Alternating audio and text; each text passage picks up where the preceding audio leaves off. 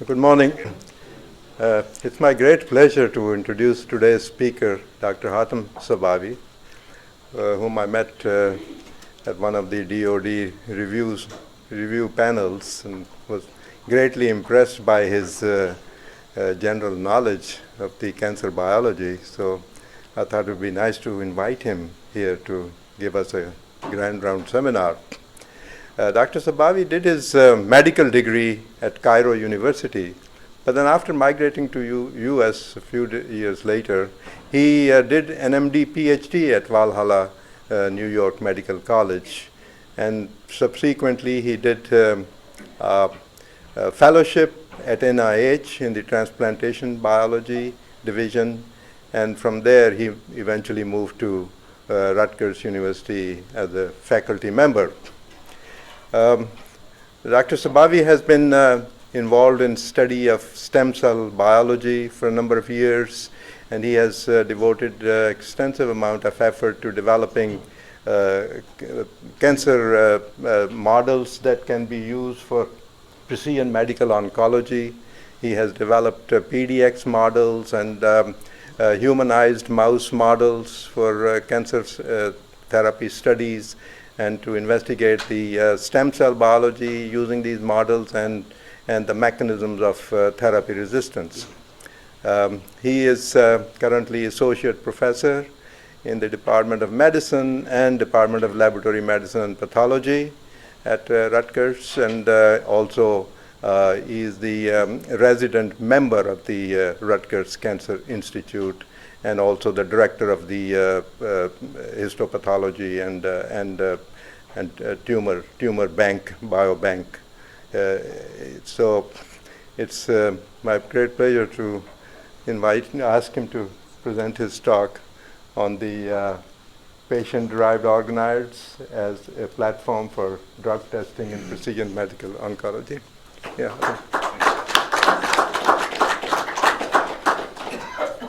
Thank you, Khalil, for the kind introduction and the invitation. Also thanks to the Department of Pathology and to all of you for being here. And it's actually a pleasure to be in Minnesota and see some even familiar faces with Justin being here and others. So what I'm going to talk to you about today is some work that's done in my lab in the last 6-7 years. And it is mostly related to developing patient-derived models. So the focus of the work in the lab is to try to develop models that more reflecting of responses in patients. And from that, we're trying to implement a precision medicine approach where we can treat patients based on the genomic and other vulnerabilities that are present in their tissues. So feel free to interrupt at any time. Happy to answer any questions during the talk. And I don't have any disclosures. This is the overview of what I decided to show you today. So the first part will be more of a general introduction about the patient-derived models, and particularly the organoid system, how and where it was developed, and what's the current status and the approaches that are used to develop these organoids. And in the second and third part, I'm going to show you 2 active clinical trials that we started at the Cancer Institute of New Jersey. And this is fresh work. Most of it is not yet published. I'm happy to share with you and get any feedback and input on these studies. So firstly, how do you actually derive patient-derived models, in particular patient-derived organoids? Just as Khalil mentioned, in my background, I'm focused on generating or studying epigenetics in stem cells, and we've published a number of studies using different models on different types of stem cells. And from that knowledge, we're trying to apply it to the cancer stem cell approach. So the focus of the work in the lab is looking at PRC1 member called BMI1, B-cell murine leukemia virus 1. BMI1 is part of the PRC1 complex that induces ubiquitination of target genes, and this ubiquitination leads to transcriptional repression, recently been shown to actually also be involved in transcriptional activation. So the work in the lab is focused on generating inhibitors for targeting BMI1 since it's highly upregulated in many of these cancer stem-like cells in different tumor types, and also looking at regeneration, at how do you actually take tissues, normal human cells, and generate tissues for transplantation. So I'm not going to talk a lot about BMI1 or any of the regeneration studies today. But what I'm going to show you is where we came up to the ideas of developing these PDOs and how we can use them in our precision medicine approach in clinical trials for that. So this is all related to pathology, and many of you know pathology is central to any of cancer diagnosis. It started early by all of these histopathology and cytopathology assays that are essential for diagnosing a patient with cancer. And these assays are currently evolving, and we all know about using molecular assays, using all the omics approaches, whether they are whole genome, exome, single cell sequencing, even collecting cell-free DNA for follow-up of responses for these patients. So the pathology, the molecular pathology approach is changing the field of cancer diagnosis and cancer therapy. What I'm trying to convince you today is that we can actually do more. We can do more with less tissue. So access to tissues in pathology is not going to change. We always would need these biopsies to be able to diagnose and follow up treatment for many of these patients. When you have these biopsies, you are using all the molecular tools that are available to do a better diagnosis and therefore eventually design better treatment for these patients. So the approach of better molecular diagnosis with the pathological specimens that we have access to. And I was fortunate enough to actually get involved with generating and maintaining a biorepository at the Department of Pathology at Robert Wood Johnson Medical School, and from that we were able to use many of these tissues to generate these patient-derived models that I'll talk to you about today. So why do we want to do organoids? The reason is clear in the literature, and many of you know, those who are understanding developmental biology, how cells are inside the body, they are not alone. When you take a biopsy or a tumor specimen, it is usually many different cell types. The cells are within an extracellular matrix. There's interaction between these different cell types. So you need to reproduce that same element of complexity in your 3D models. Many of us are using the 2D culture, the cell lines that have been established for many, many years. Unfortunately, these cells don't really represent the in vivo biology, in particular in cancer patients, because their adaptation to the 2D culture and many changes that happens over time for these cell lines. So I'm advocating for methods to use cells that are derived directly from these patients and develop personalized approaches where you can generate treatments tailored specific to these patients.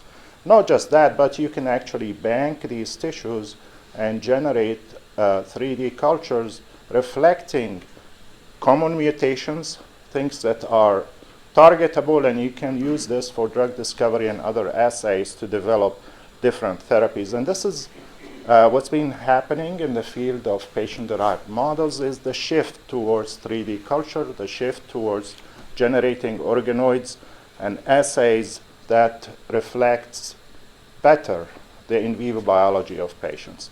And we've done this initially by looking at cancer stem-like cells or tumor-initiating cells. We generated conditions to be able to maintain patient-derived prostate cancer cells in vitro while they're still mimicking the same phenotypes and expression profiles that they had in their patients. We did this also from glioblastoma cells. So those were the basis of developing organoid assays that I'm going to show you now being used in clinical trials to test therapeutics for patients.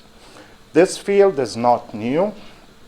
There's actually use of organoids in many other studies, and this has been going on for many decades, but I believe the recent change or the recent initiation of organoid studies is stemming from two key seminal papers that are listed here on this slide.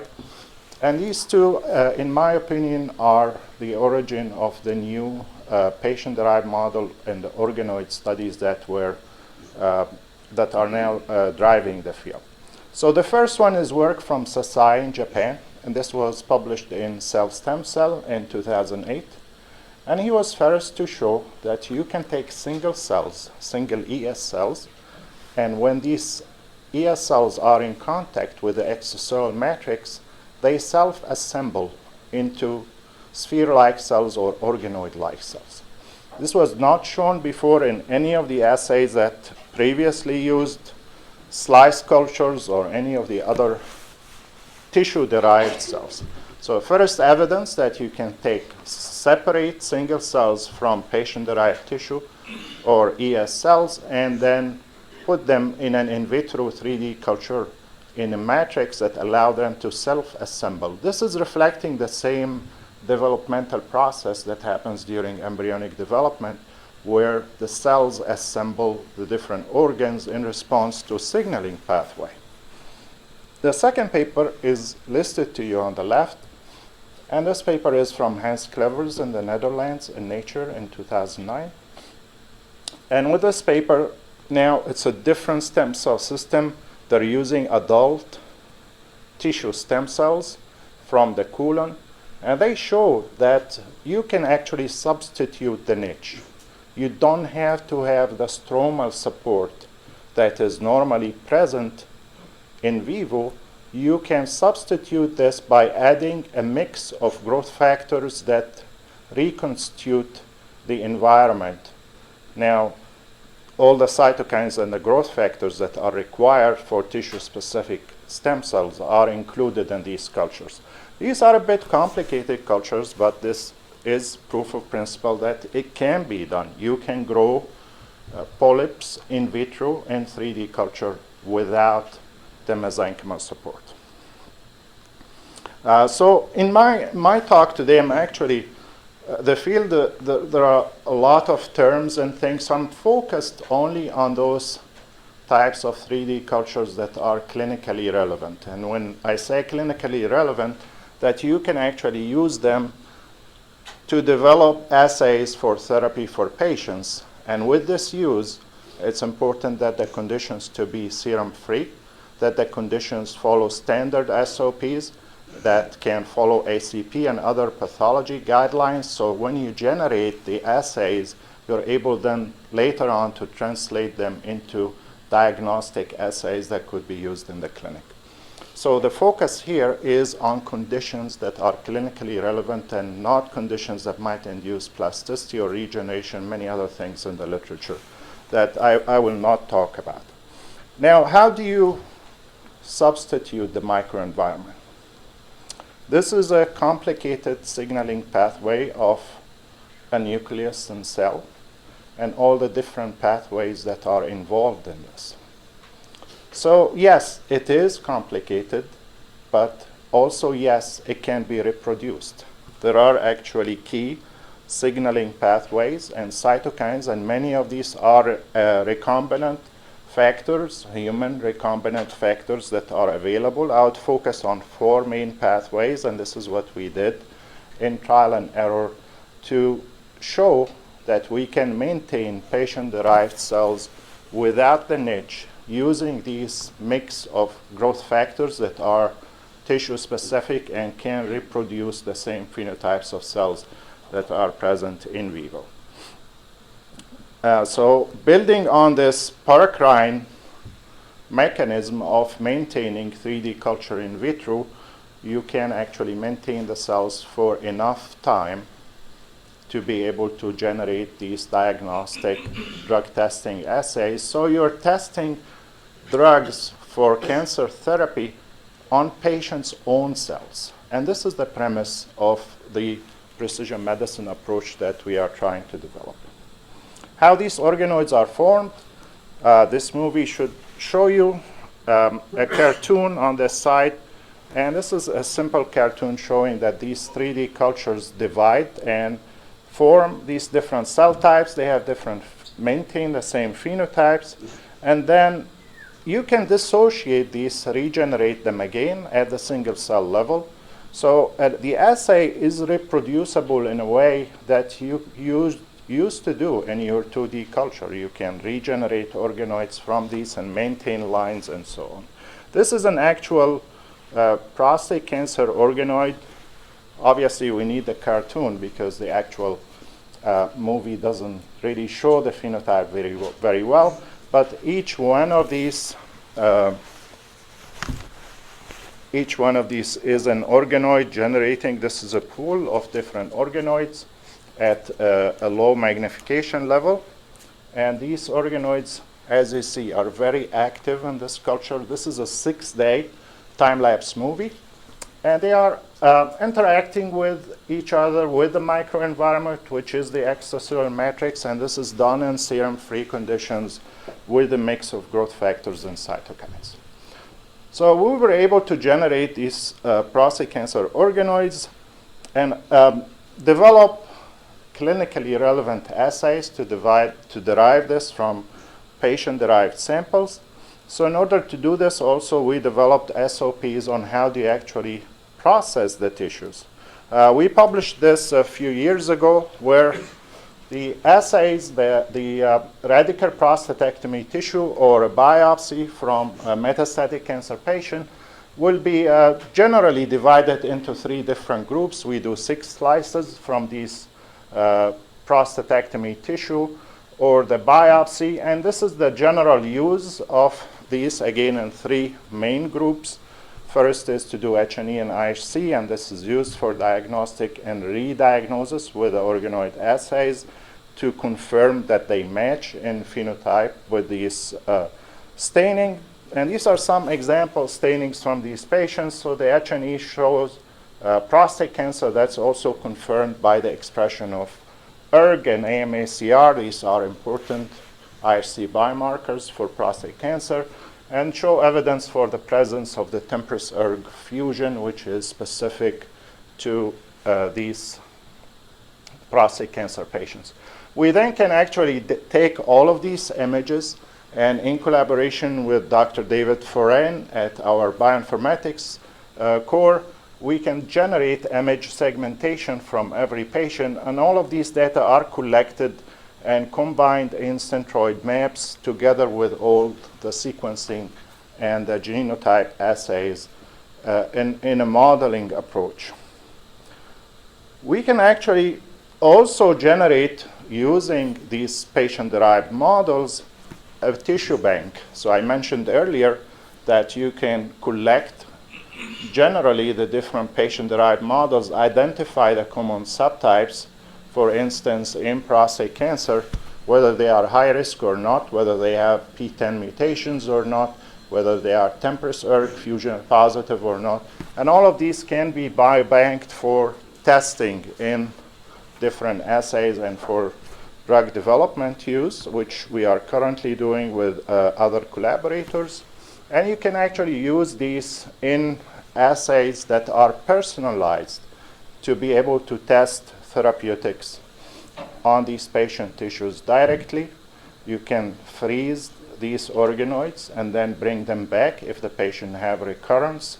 We're also looking into using genome editing. We have done some assays to reproduce the same genetic defects that happens in resistance to therapy by using the same patient organoids that are now regenerated from these frozen cultures to mimic and have a longitudinal 3D culture where you can actually use patients' own cells in parallel to the patient treatment. As many of you know, prostate cancer has a protracted lifeline of therapy and recurrence, especially for patients with high risk and metastatic disease.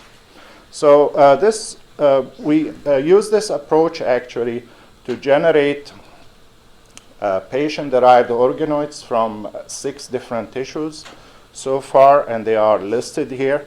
I'm going to show you some of examples. This is already published, which is a panorama view of prostate cancer tissue from a patient, and showing a normal gland, pin, and 3 prostate cancer tissues that are reflected in the expression profile of these prostate cancer organoids.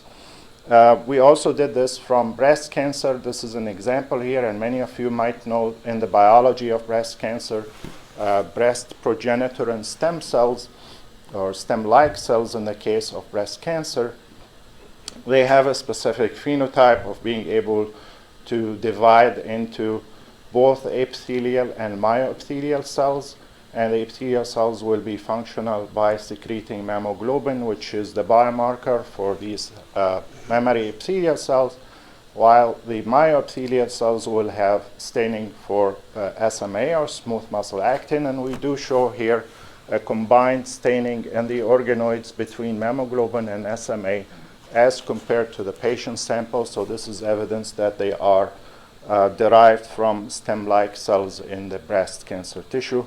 Similarly, we've done this with glioblastoma organoids, and I'm going to show you some data on the use of these glioblastoma organoids that have also a diverse phenotype and the expression of GFAP, which is a hallmark of glioblastoma, as well as stem-like cell markers like nestin BMI1 and differentiation markers like GAL-C. So this reproduces the different phenotypes and the plasticity present in these patients. So any questions so far? So now I'm going to actually show you how we are using these patient-derived models in our trials for precision medicine. And first, I'll start with the prostate cancer work. I want to give a couple of points on why precision medicine, what is the purpose, and how we can go forward with it. Many of you are already using sequencing and other assays to know more about tumor specimen and how they work and understand how do you treat them better. But unfortunately, many of these assays are not actually implemented in the clinic. Most patients have to undergo standard of care, and it's only when they develop resistance that you try to apply the precision medicine approach.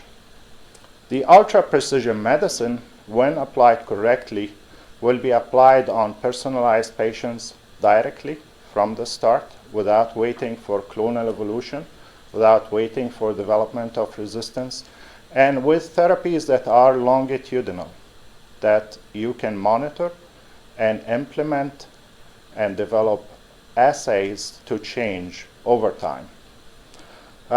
I believe that the use of patient-derived models allow us this opportunity to actually do what is called the ultra-precision medicine approach.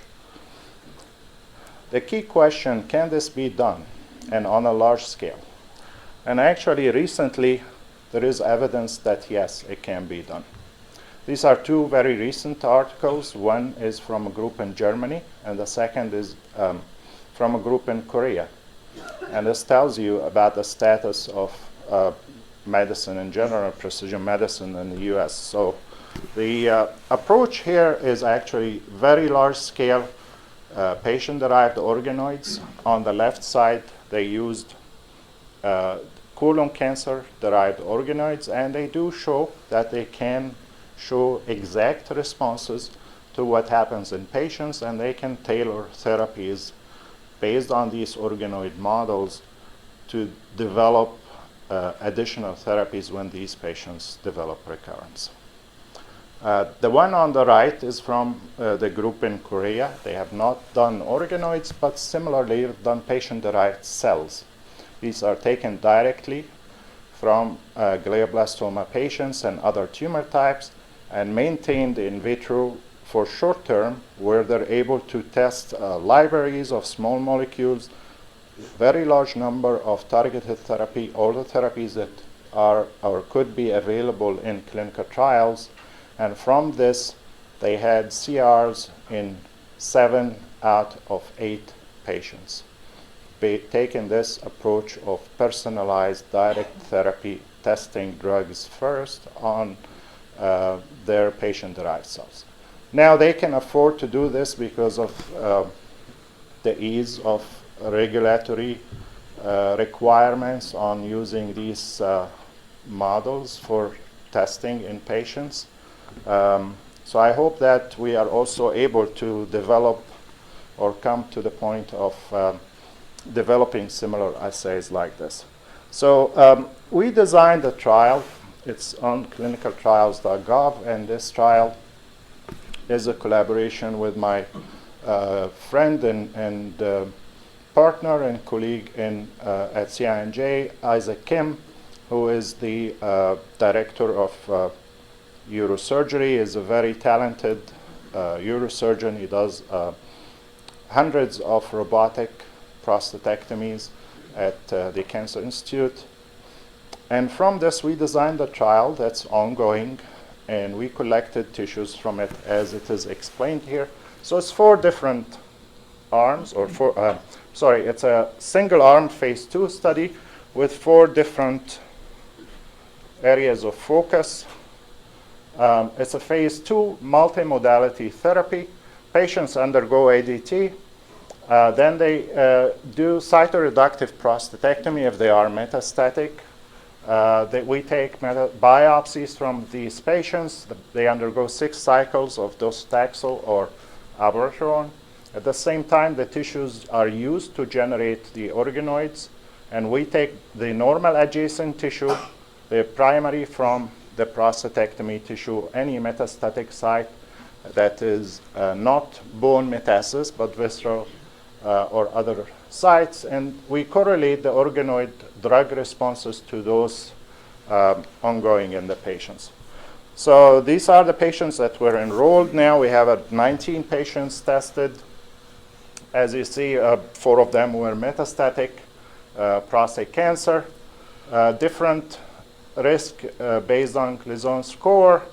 And these patients, we were able to generate organoids in 17 out of these 19. So the organoids generation success rate is about 85%. And from these patients, the organoids are developed in an assay to test therapeutic responses. These are some of the data on how do you, what are the expression profiles in these patients. Just for, I'm sorry.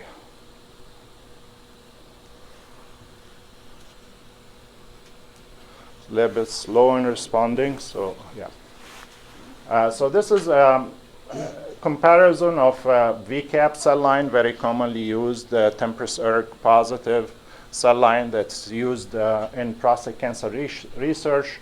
And we use the same conditions that we are using in these prostate cancer organoids, and you can see that the phenotype of an organoid is completely different than that of a 2D cultured cells when subjected to the same conditions. And these are examples of 3 different patients. The expression in the organoids compared to the original patient biopsy. So the inner side of these organoids express acadherin. The outer side expresses vimentin, which is evidence for EMT, indicating the tumorigenic nature of these organoids. And when you take them in vivo in subrenal capsule, PDXs, they are able to generate tumors. So it is a strong evidence that they are derived from tumorigenic cells. And we can do this at the single cell level. So if you label this with a lentivirus that express GFP, you can see the formation of organoid from a single cell in about 14 days. The drug testing assay is shown here. And with this, we test the first line and second line of therapy. And we developed algorithms to be able to detect responses from the different organoids based on ATP index and Chi 67 as a proliferation index. And then secondary measures that are dependent on the drug that is being tested. These are only implemented if the primary measure is not developed. And from these indices, we can develop a score and area under the curve responses that we're trying to match with the patient responses. These are some of the data for these patient-derived organoids here to show you the different expression profiles and how they work. So they have both luminal and basal phenotypes. They do express PSA at the mRNA and the protein level. They are AR positive when the original patient sample is an AR positive, and this is done both at the mRNA and the protein level. This is the interesting part that I'd like you to focus on a bit. So many of you know that PTEN mutations and PI3K signaling are key in prostate cancer development, and therapies to target these vulnerabilities in this important survival pathway are ongoing clinical trials with either combination therapy or single therapy for inhibitors that target PI3K signaling. So when we attempt to do the organoid assay on 2 different patients here, we thought that it might be better to actually develop a response to an index developed by immunohistochemistry or IHC in these patients.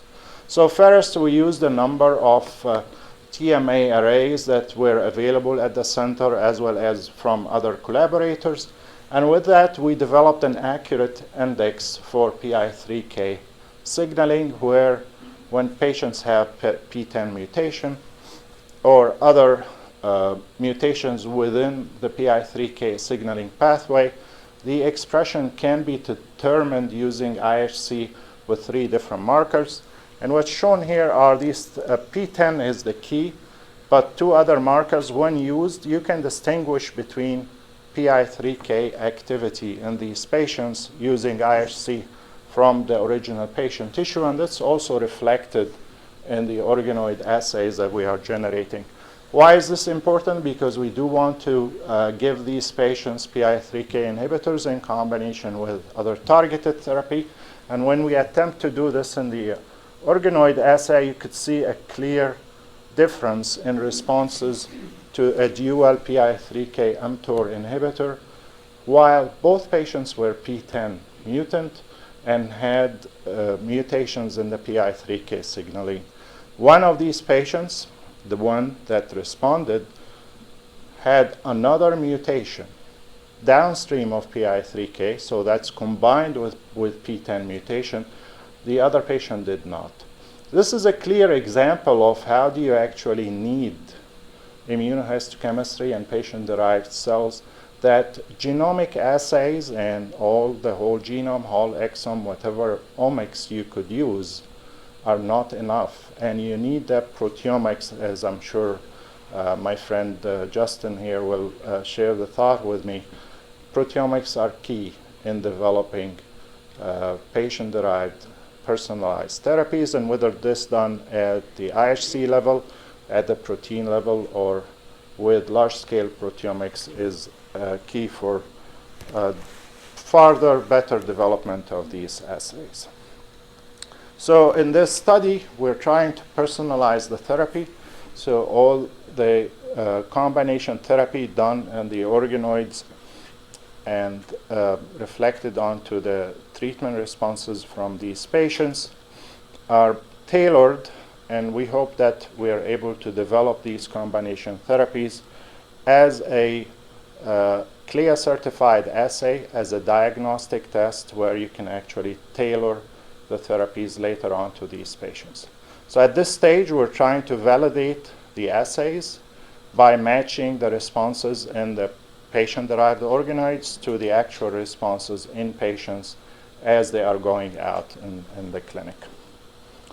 So what I've showed you so far in this part is that we generated 3D cultured prostate cancer organoids.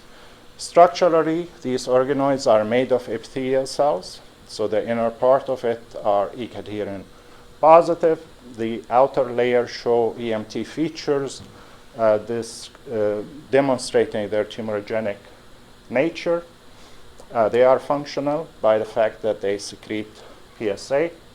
All sequencing assays and drug testing showed that this is a promising model for testing therapies in different patients, and we hope to be integrating this as a critical component of all future PMO studies. So any questions on the prostate organoid part? Yes, sir. Can you generate organoids from small prostate biopsies? Great question. Yes, we established that the minimum requirement for organoid forming cell is about 1,000 cells per patient. So if we can get 1,000 cells from each patient, we are able to establish these organoids. The larger the cell number, the higher the success rate. But this is a great question. Many institutes and patients, you don't get the actual radical prostatectomy or the whole prostate. You're getting biopsies. So, yeah, good question. Yes, sir. What's your secret sauce? So, Hans Kluger's group and Chan's group, Kelly's group have not had a lot of success taking PDOs from primary prostate cancer. Right. Even metastatic prostate cancer. So what are you doing differently? Yeah, actually, some of it is already published. Some is under IP, but I can tell you simply, we enrich for basal cells. So the key point is serum-free conditions. It's a complicated mix of about 27 different factors.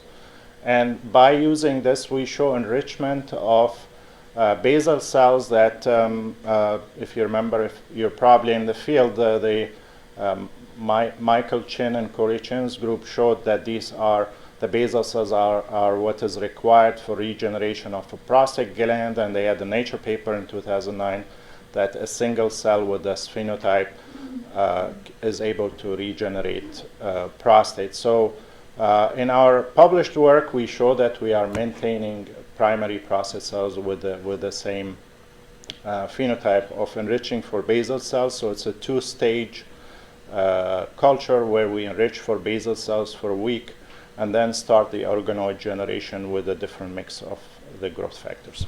Are you using any special sources? Again, another great question. You're probably familiar with cell work and all the Nature protocols. And so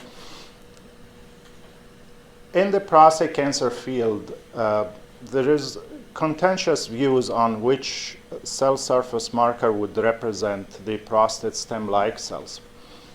If you're using CD26 or using EpCAM, both of them actually, the negative fraction still can initiate or regenerate prostate cells.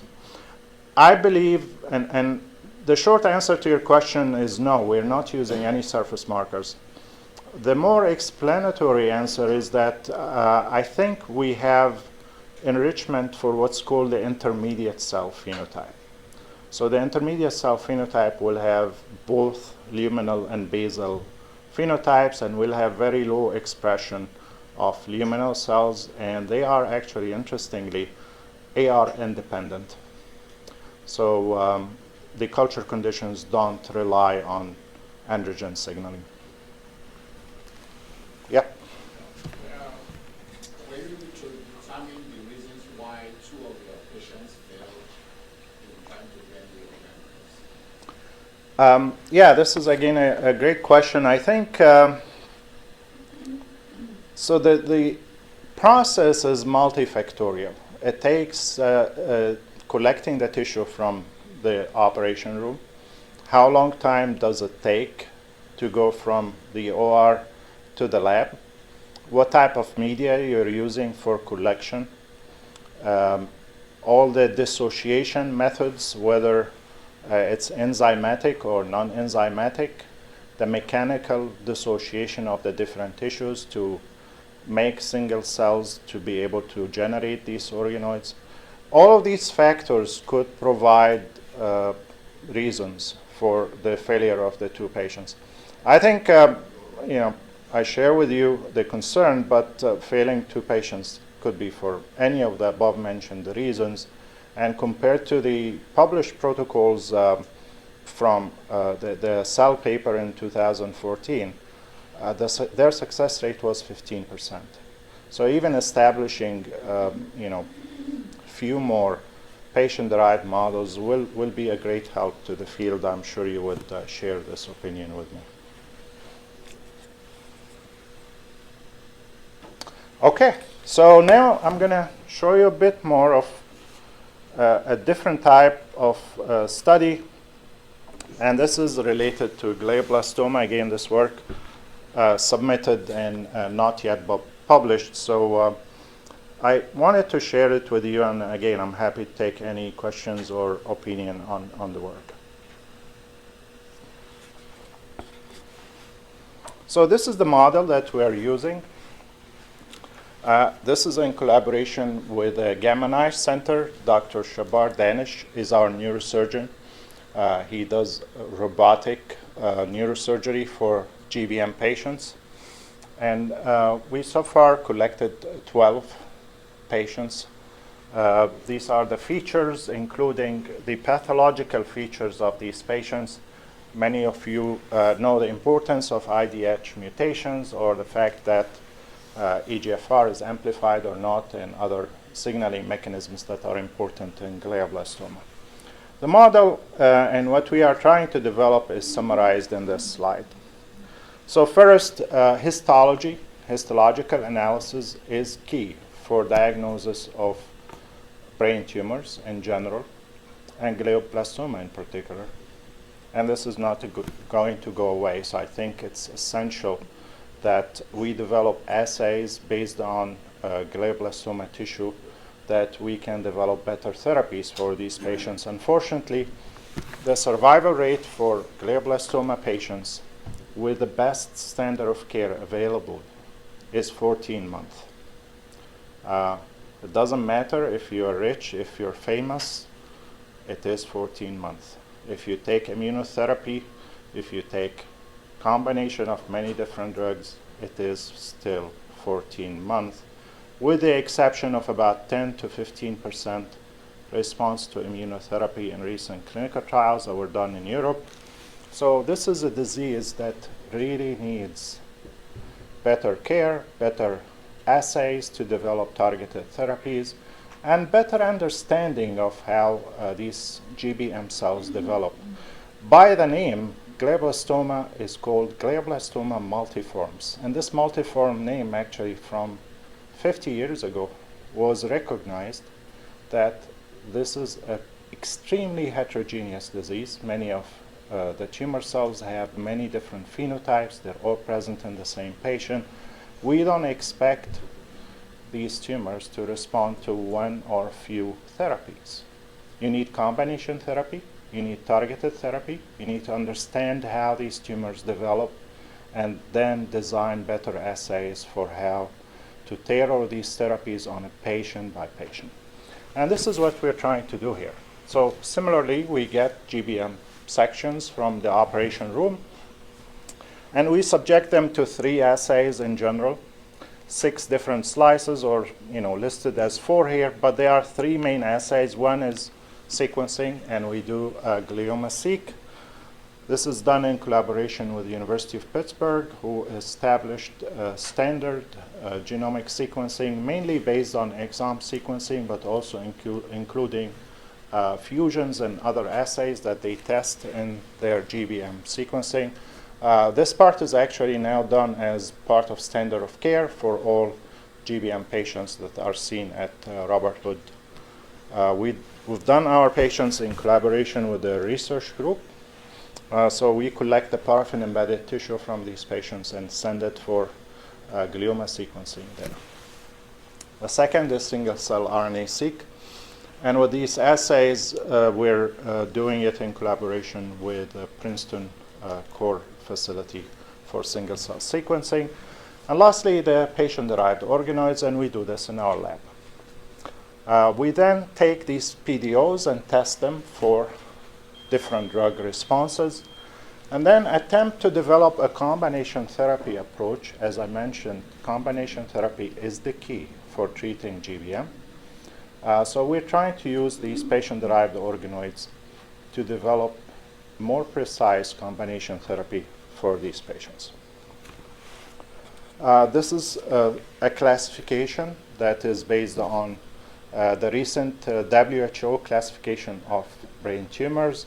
Many of you might be familiar with this classification. We're focusing on class 4 GBM, and these are more common in adults. They have a particular pathways that are important in their development.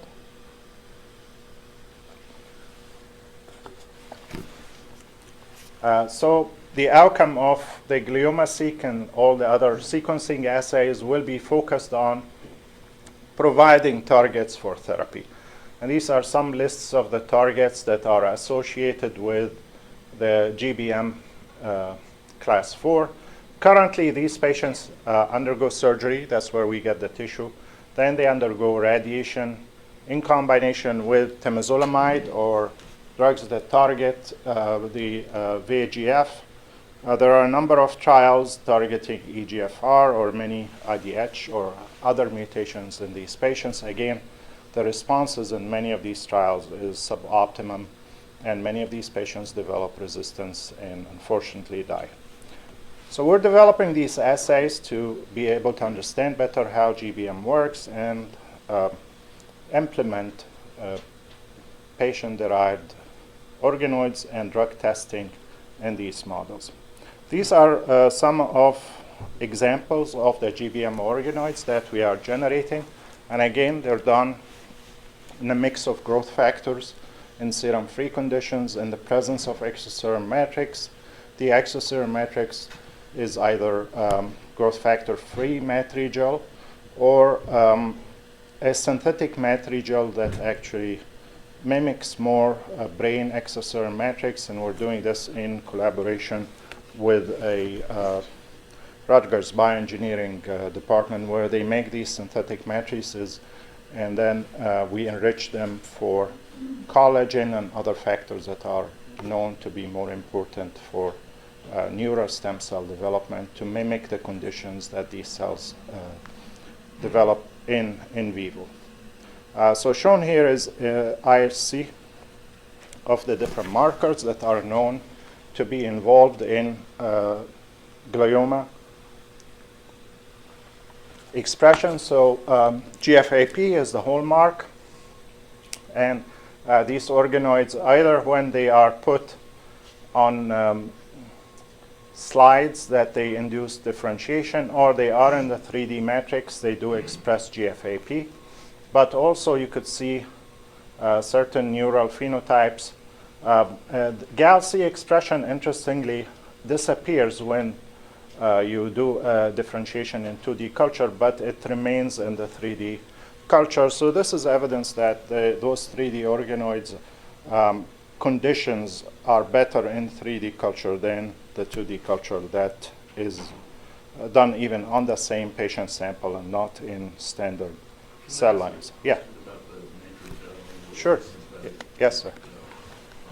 So you mentioned collagen. Is there laminin in the? There is laminin. Yes. Yes. And in the synthetic, what's going on there? Yeah. So it's basically, if you actually recall, the matrigel is made from mouse-derived exoserum matrix, and there is, I believe, 17 or 18 components. The ratio of these different components is what the synthetic matrix is changing.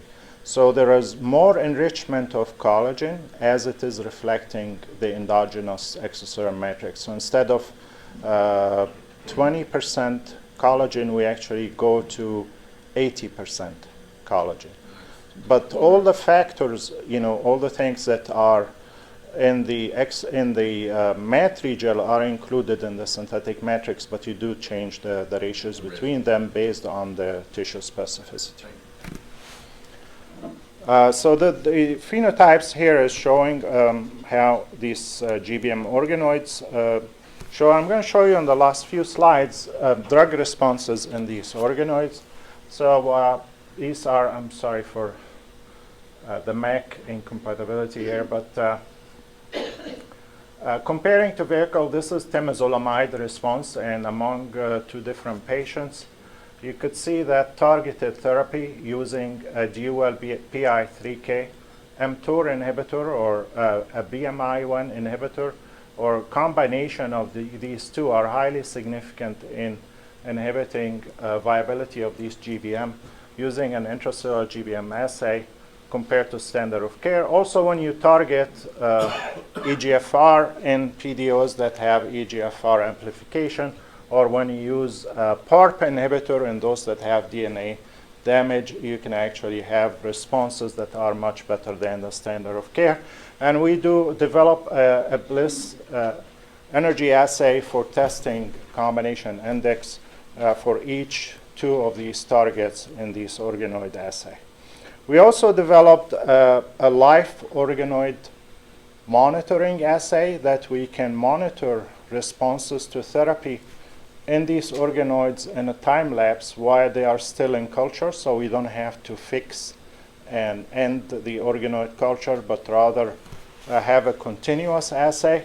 And this is done based on a caspase-3 GFP monitoring that we can do in time lapse, and these are the same responses I showed you earlier. In these live organoids, the images are taken from a 6-day time lapse of organoid culture.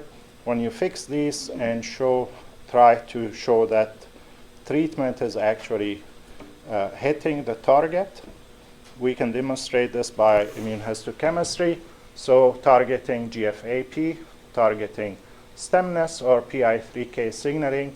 These are the biomarkers that are used for this targeting. And the key is that with this combination, you can completely eliminate many of these targets.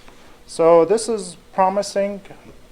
We generated these 3D GBM organoids that they could be used for drug testing and utilized in co-clinical trials. So you don't have to do anything other than having those tissues going to the lab to generate these PDOs, and it can be done in parallel to your patient treatment. We're hoping that these assays will be mainstream and will be CLIA certified and become part of diagnostic tests that can help improve patient survival. Finally, I want to thank all of those who did the work, in particular Shabar Danish from neurosurgery department, Isaac Kim with the prostate cancer work, our sources of funding, and all of you for being here and being so kind and receptive to my thoughts today. Thank you.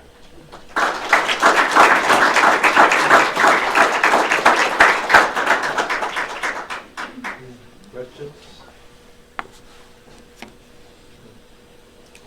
Actually, I have one kind of based on heterogeneity, as you indicated, obviously, with GBM, prostate, and all solid tumors generate a pretty large degree of heterogeneity.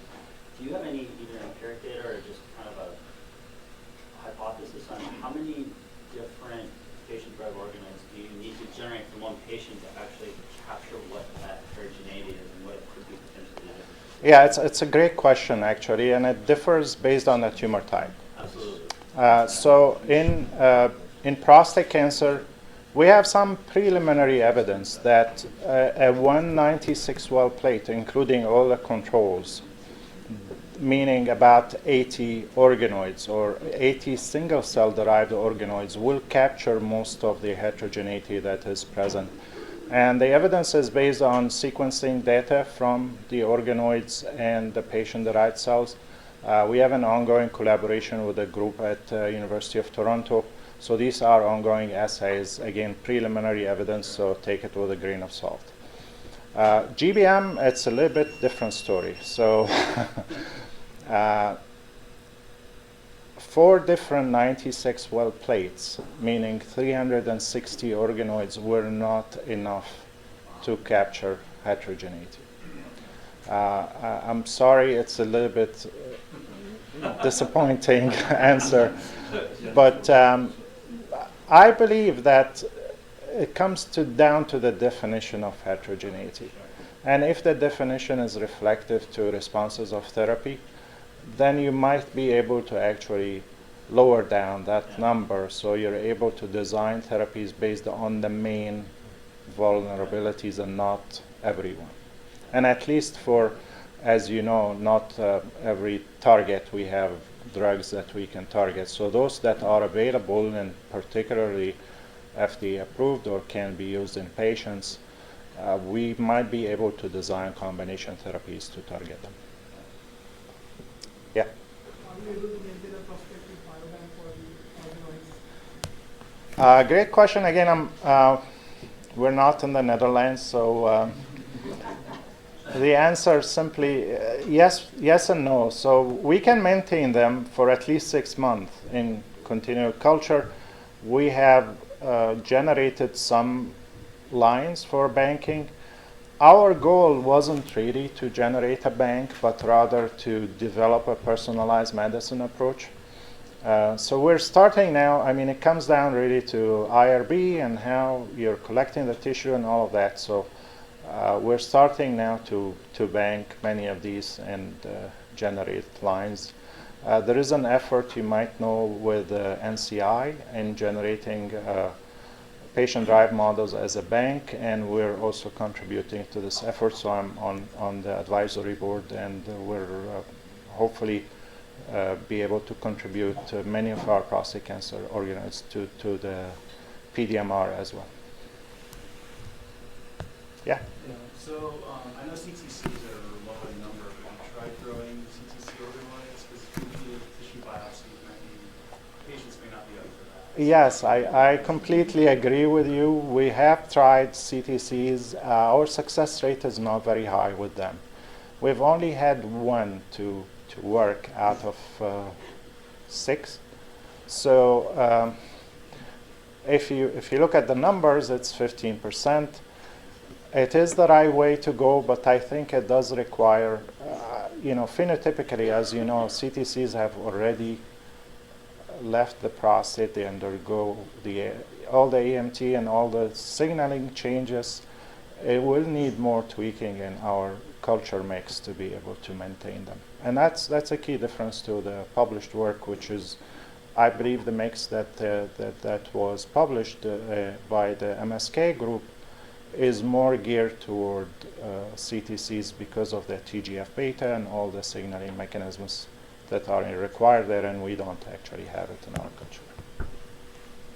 Yes, sir. In the early slides that you showed with the sort of psychedelic organoid formation, Right. It would be better suited for California and gummy. Is your thesis that these stem cells that you're putting in, they're homogeneous, 1, 2, is it they're at a differentiation state primitive enough that they can form not only more prostate cells, but ECM-like cells too? Again, wonderful question, and the answer is this is tissue specific.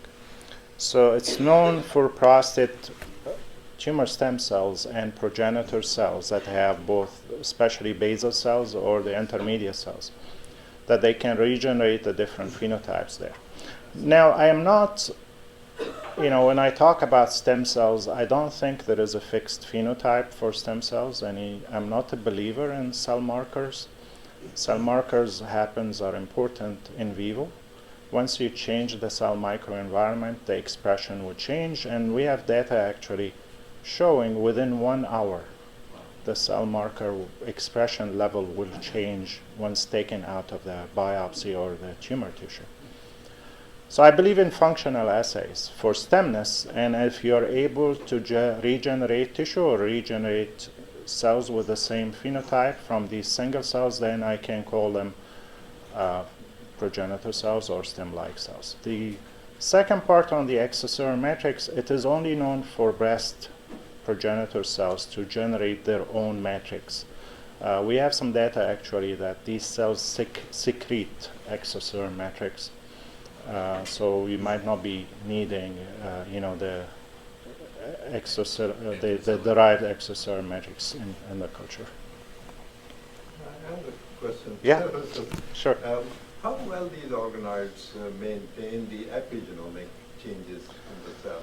I mean, in cancer cell, for example, some kinases are localized in the nucleus, but when you culture them, they kind of all over All right. the place. Yeah, an important question. We didn't really look deeply into the epigenome. I think this should be the next step. Our assays were mostly focused on genomic stability and genomic parity. And this is all dependent on the length of the culture. So when I talk about diagnostic tests and using this for precision medicine, we want to do this within 20 days from diagnosis, as you might have noticed from the scheme on the GBM patient slide. The more you keep these cells out of their normal environment, the more chances for changes to happen. So we are yet to actually develop ways to keep the cells happy in vitro to have the same genetic and epigenetic profiles as they are in vivo. There's no more questions. Thank you very much. Thank you.